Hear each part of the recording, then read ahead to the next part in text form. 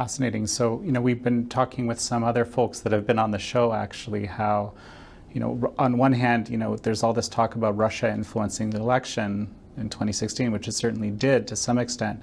But now we see China kind of in plain sight trying to influence the election by targeting specific regions where President Trump is vulnerable. Regions, industries.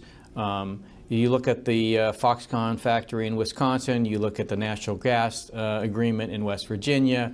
Each one of these are means for putting hooks into local politics in those regions or states, and then by turning and saying, well, the president is making it very hard for us to continue these investments, many of which they never actually had any intention of ever following through with, then they can say, it's the president's fault that your economy is turning south. It's the president's fault that all these billions of dollars of promised investment aren't materializing.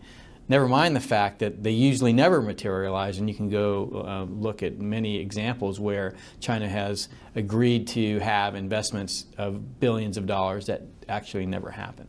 So I've been reading about the newest threat, which is halting, rare earth export, which is rare earths are necessary for all sorts of key technologies we have. What do you make of this?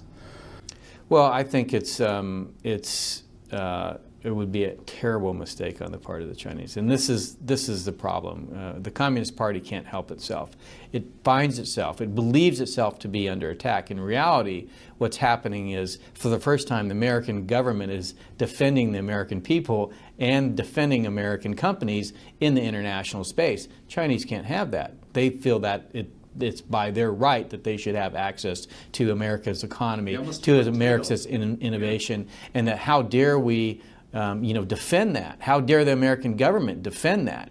And so it instead of seeing it like it is, which is our really our willingness or want to protect our own sovereignty, they see it as we're trying to essentially control the Chinese Communist Party or prevent China from growing anymore, which is absolutely incorrect. Nevertheless, their narrative to themselves is the United States is attacking us and therefore we must defend. Now, the way that I would defend if I were them is by opening up and reforming.